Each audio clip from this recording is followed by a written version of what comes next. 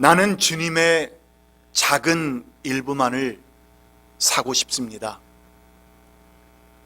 내 영혼을 깨트리지 않을 정도만,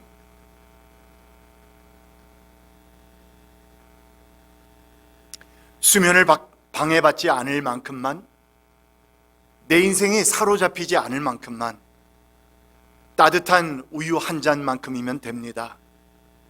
내 죄책감을 누그러뜨릴 만큼이라면. 나는 $3어치만 하나님을 사고 싶습니다. 내 마음을 바꾸지 않아도 될 정도만, 시간이 날 때 교회에 가고 싶은 마음이 들 정도만. 나는 영원히 500g만 사서 종이봉지에 담아들고 싶습니다. 그 이상을 사야 한다면 무르고 돈을 되돌려 받겠습니다. 나는 $3어치만 하나님을 사고 싶습니다. 제발. 사람들이 알아차릴 정도로 내 안에 심한 변화가 일어나지 않도록, 어떤 책임도 느끼지 않을 만큼만, 사람들이 나를 보고 괜찮은 사람이라고 여길 정도만. 이렇게 $3어치만 하나님을 살 수는 없을까요? 제발.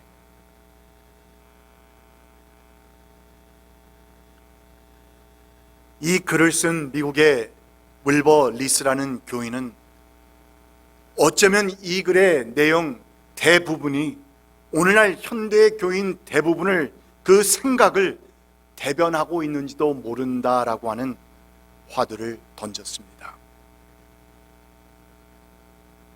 기독교인이든 아니든 사람은 누구나 어느 정도의 도덕적인 죄책감은 기본적으로 느끼며 살아간다는 것인데, 그래서 신이 누구인지 내가 잘 모를 수도 있지만 자신의 인생 웰빙에 영향을 준다고 생각하는 그 신 앞에서는 어느 정도의 선까지는 자신의 결정적인 허물과 나쁜 습관 등을 나름대로 고쳐보려고 노력하기도 한다는 것입니다.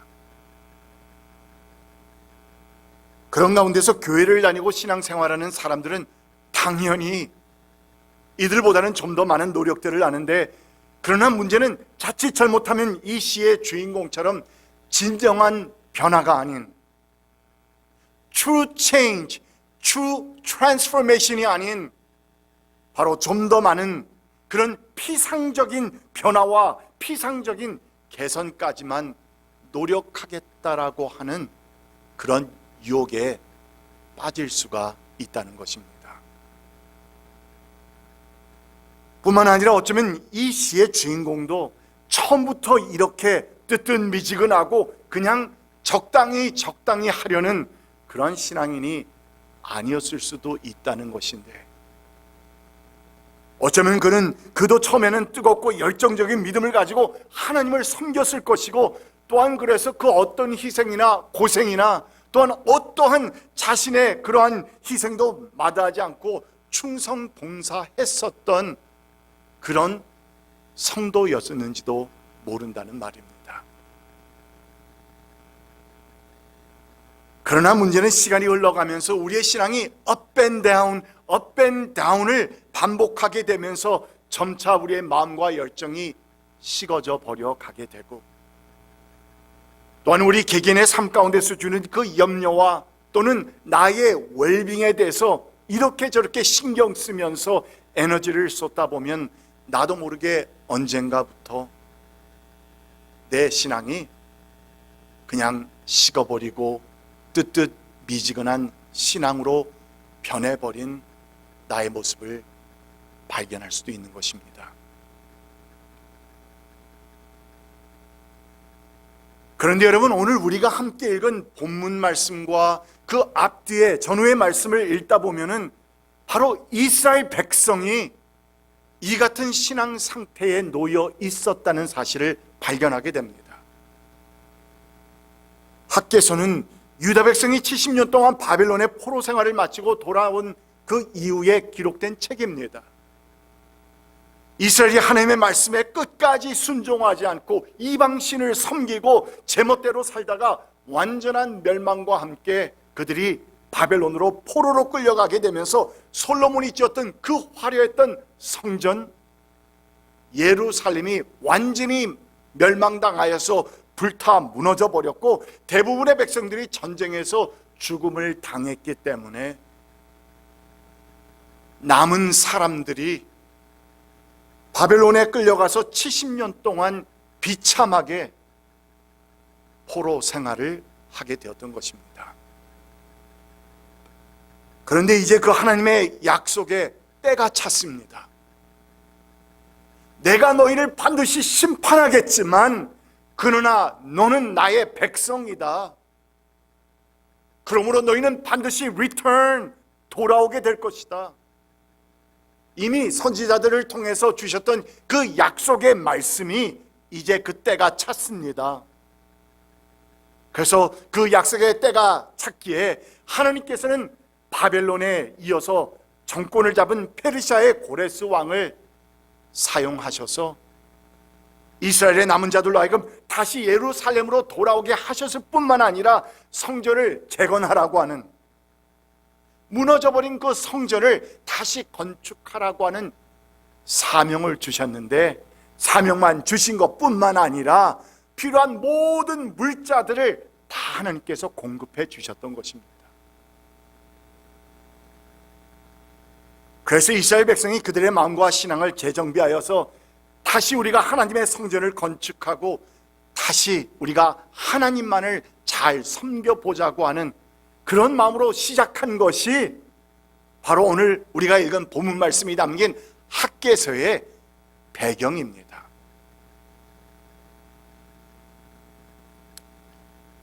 그런데 여러분, 그때 문제가 발생합니다.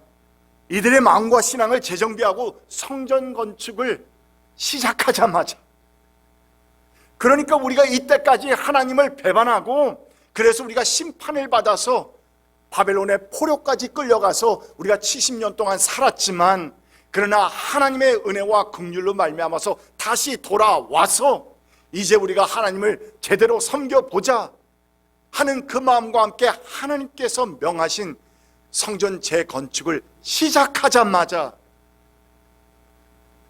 때가 왜 그런지 모릅니다. 우리가 우리의 마음속에 하나님, 이제 주님을 따르겠습니다, 주님을 섬기겠습니다, 주님 뜻대로 살겠습니다 하는 그러한 아름다운 신앙의 결단을 하면은, 그러면 모든 것이 다 만사 형통이 된다? That is not true. 우리의 신앙생활 가운데서 우리도 많이 경험하지 않았습니까? 사단 마귀는 우리를 그냥 놔두지 않습니다. 아니, 오히려 하나님 제대로 섬기지 않고 하나님 말씀대로 살지 않고 하나님의 명에 따라 살지 않는 사람들은, 제 멋대로 사는 사람들은 사단 마귀가 방해할 필요가 없어요. Let him live the way he wants to. 마음대로 살라고. 왜냐하면 사단 마귀의 궁극적인 목적은 우리로 하여금 하나님으로부터 멀어지는 것입니다.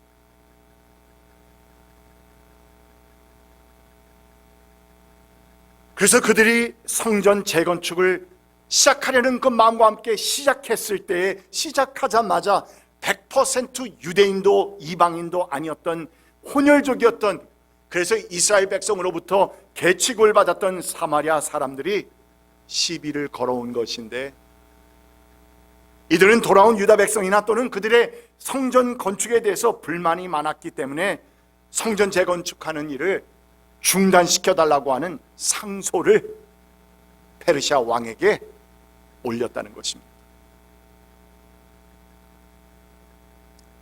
이 같은 시비와 방해로 인해서 하나님의 성전 건축이 16 years, 16년 동안이나 중단이 되었는데, 그런 가운데서 이스라엘 백성은 사마리아 사람들을 핑계 삼으면서 하나님께서 명하셨던 성전 건축은 자일필 미루다가 점차 잊어버리고는 그들의 삶 가운데서 그것이 더 이상 중심이 되지 않았습니다. 그들의 생각에 먼 채는 어쩌면 있었는지는 모르지만, 그러나 그들의 삶 중심에는 전혀 그것이 그들의 삶 가운데 어떤 관계도 없고 방해도 되지 않았습니다. 이제 본인들의 삶과 웰빙만을 위해서 살고 있었다는 것입니다.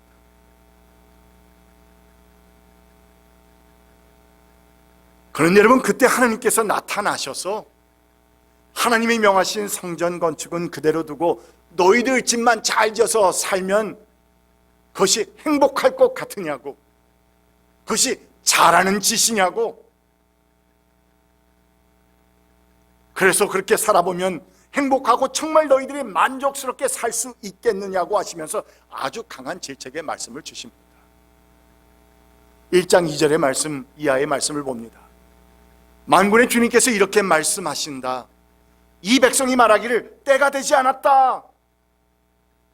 아니, 하나님께서 모든 것을 다 공급해 주시면서 너희들에게 이제 성전을 재건하라고 하시는 하나님의 말씀이 학계 선지자를 통해서 주어졌는데, 조금만 문제가 생기니까 It is not the time of God yet.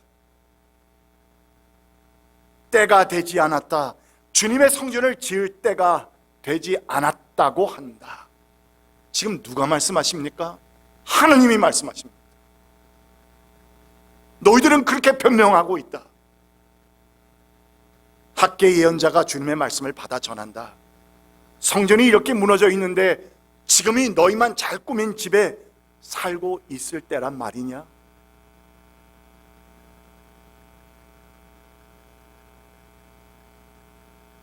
여러분께서 만약에 이 우주 만물의 모든 힘, 능력, 그리고 전지전능하신 그러한 힘을 여러분이 갖고 계시다면, 시시콜콜하게 하나님께서 그 피조물들에게 말씀하셨는데, 명하셨는데 듣지 않는다고 이런 말씀을 하실 필요가 있겠습니까? 그냥 다 버려버리고 새로 시작하시면 되죠.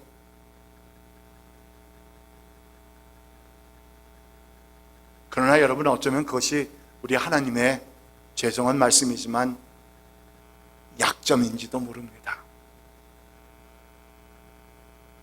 한번 택하신 백성을 하나님께서는 렛고 하시지 못하십니다.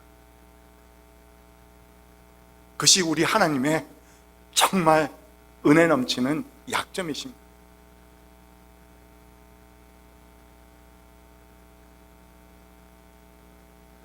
너희가 잘 꾸민 집에서 지금 이렇게 살고 있을 때란 말이냐? 이같이 하나님께서 이스라엘 백성을 질책하시는 것을 보면, 이스라엘 백성이 지금 성전 건축을 하지 못하는 이유는 결코 경제적인 궁핍이라, 또는 때가 되지 않았다, 또는 주변의 정치적인 여건 때문이었다, 이런 모든 이유가 전혀 아니었다는 것인데, 그러므로 주님의 성전을 지을 때가 되지 않았다는 그들의 말이 얼마나 가증스러운 변명인가를 스스로 돌아보아서 깨닫고 회개하라는 질책의 말씀을 계속 주시는 것입니다. 나 만군의 주가 말한다. 너희는 살아온 지난 날을 곰곰이 돌이켜보아라. 너희는 씨앗을 많이 뿌려도 얼마 거두지 못했으며, 먹어도 배부르지 못하며, 마셔도 만족하지 못하며, 입어도 따뜻하지 못하며, 품꾼이 품삯을 받아도 구멍난 주머니에 돈을 넣음이 되었다. 나 만군의 주가 말한다. 너희는 각자의 소행을 살펴보아라. 이같이 너희의 지나간 날 가운데서 하나도 제대로 되는 것이 없었던 그 이유가 무엇이었는지를 돌이켜보고 각자의 소행을 돌이켜보라는 것입니다. 바로 이 같은 고면의 말씀이 학개서의 전반에서 끊임없이 흐르고 있는 주제의 내용인 것인데, 오늘 우리가 함께 읽은 본문 말씀에서도 그것이 다시 거듭 강조되고 있습니다. 그러므로 이제 너희는 오늘에 이르기까지 최근에 일어난 일들을 돌이켜 보아라. 주의 성전을 아직 짓지 않았을 때에 너희 형편이 어떠하였느냐. 20섬이 나는 밭에서는 겨우 10섬밖에 못 거두었고, 신동이가 나는 포도주 틀에서는 겨우 20동이밖에 얻지 못하였다. 그러니까 하나님께서 그렇게도 간절히 원하셔서 우리에게 명하신 그 말씀에 우리가 순종하지 않고 이 핑계 저 핑계 대면서 성전 건축을 미루었을 때, 그 하나님의 명의 말씀을 미루었을 때 그동안 그들에게 일어난 일들을 돌이켜보라는 것입니다.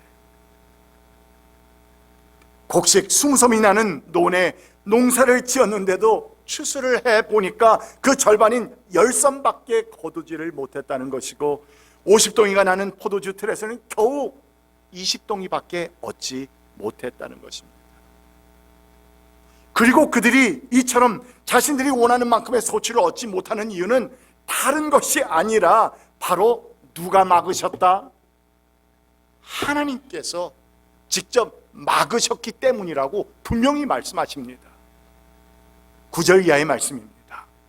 너희가 많이 거두기를 바랐으나 얼마 거두지 못했고, 너희가 집으로 거두어 들였으나 내가 그것을 흩어버렸다. 누가? 내가라고 그랬습니다. 내가 그것을 흩어버렸다. 그 까닭이 무엇이냐? 나 만군의 주의 말이다.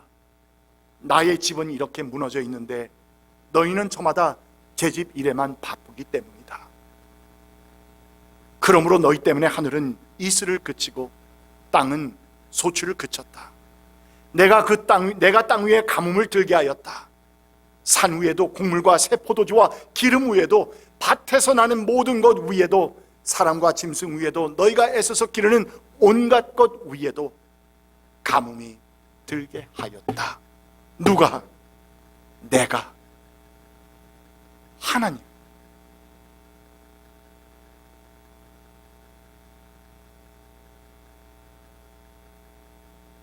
바로 생사화복을 주장하시는 하나님 아니십니까?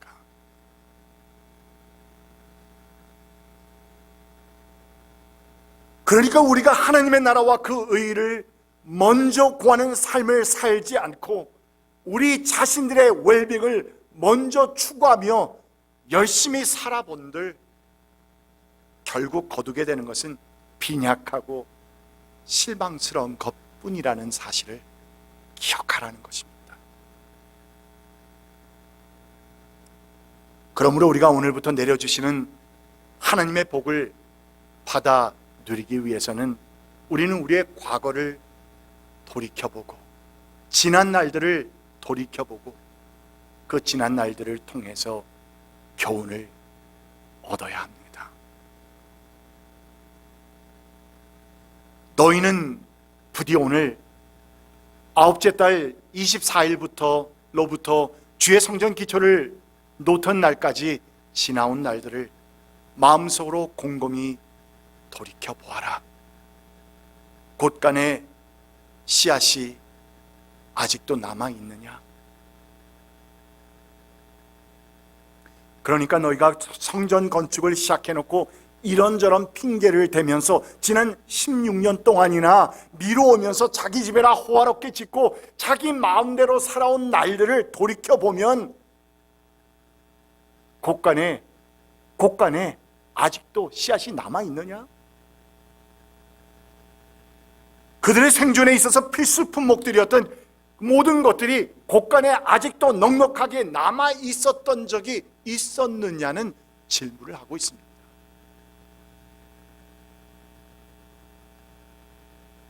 그렇게 열심히 노력하면서 살아보아도 결국은 빈손이었다는 것이고, 또한 그 이유는 바로 이 우주 만물을 정말 창조하셨고 우리 인간의 모든 것을 주관하시는 하나님께서 허락지 않으셨기 때문에 그렇게 된 것이니 너희들은 잘 생각하라는 것입니다. 여러분, 유다 백성을 향한 이 질문과 이 말씀은 결국 오늘날 우리를 향한 그 말씀 아니겠습니까? 우리는 하나님의 선포되는 말씀을 들을 때마다 언제나 그런 마음과 그런 자세를 갖춰야 합니다.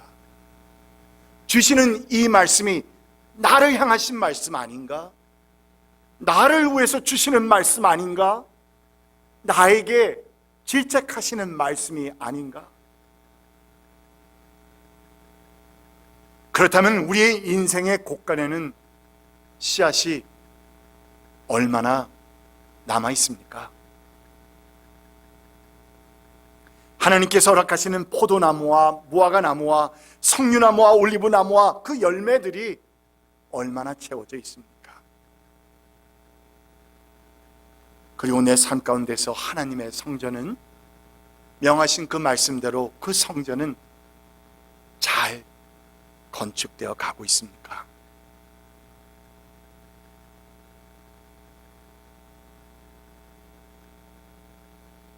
우리가 만약 이러한 확실한 간증의 말을 우리가 할 수가 없다면 우리는 오늘 시리어스하고 진지하게 우리에게 말씀하시는 긍휼을 베푸시는 하나님의 음성을 들어야 합니다. 너희는 산에 올라가서 나무를 베다가 무엇을 지어라? 성전을 지어라.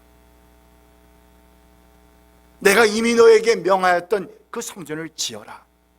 그러면 내가 그 성전을 기껍게 여기고 거기에서 내 영광을 드러내겠다. 나 주가 말한다.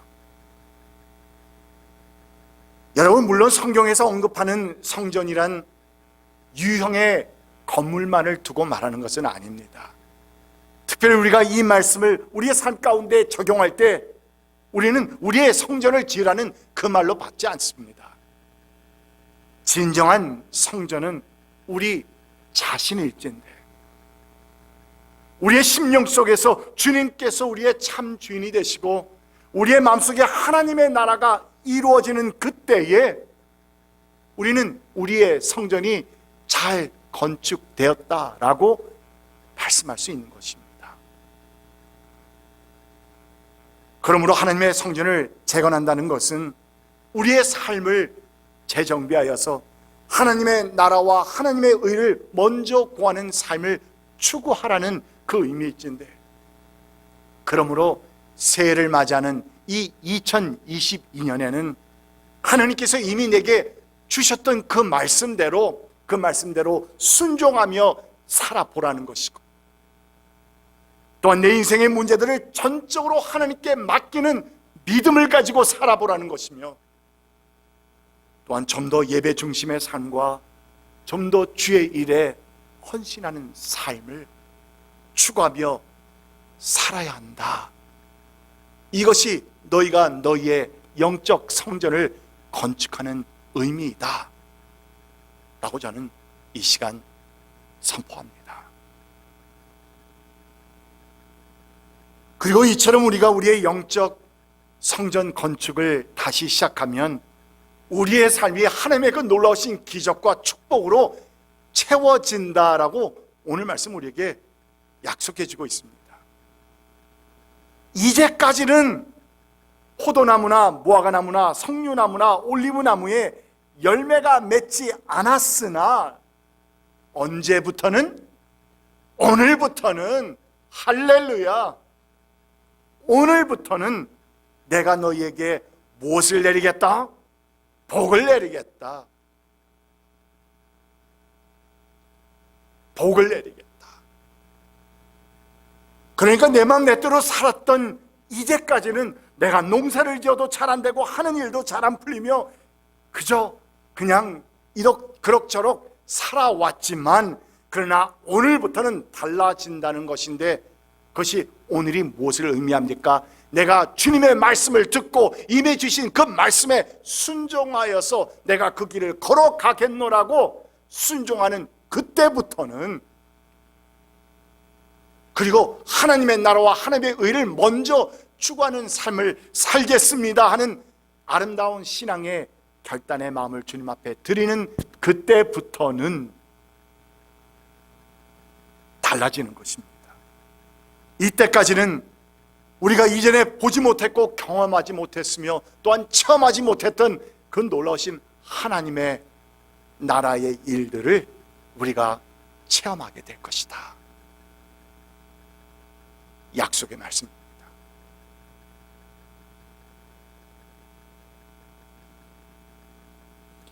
오늘부터는 아브라함처럼 갈대아 우르 땅에서 주님이 가라는 곳으로만 가게 하소서. 오늘부터는 모세처럼 바로의 공주의 아들이라는 신분을 버리고 주님의 자녀답게 살게 하소서. 오늘부터는 다윗처럼 사울의 옷자락만 자르는 관용을 배우게 하소서. 오늘부터는 엘리야처럼 손바닥만한 구름으로도 골짜기를 메우는 비를 기대하는 믿음을 갖게 하소서. 오늘부터는 다니엘처럼 사자 앞에서도 당당한 믿음을 갖게 하소서. 오늘부터는 세례 요한처럼 주님은 흥하고 나는 쇠한다고 하게 하소서. 오늘부터는 사도 바울처럼 사나 죽으나 주님께 영광 돌리는 삶이 되게 하소서. 오늘부터는 스데반처럼 주님께서 부르시는 그 순간까지 전도하게 하소서. 오늘부터는 주님의 말씀처럼 살고 내 이웃을 내 몸과 같이 사랑하게 하소서.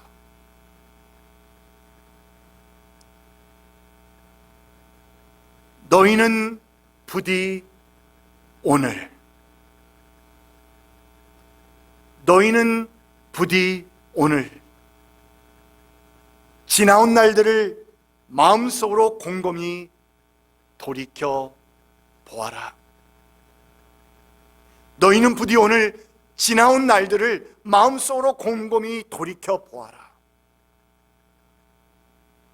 새해 첫 주일 예배를 드리면서 선포되는 하나님의 말씀을 듣고 여러분 부디 오늘, 내일도 아니라 다음 달도 아니라 내년부터도 아니라 오늘 우리의 지나간 삶을 곰곰이 돌이켜 보아서 다시 나의 성전 재건축을 시작하게 되시는 여러분 되시기를 주님의 이름으로 축원드립니다.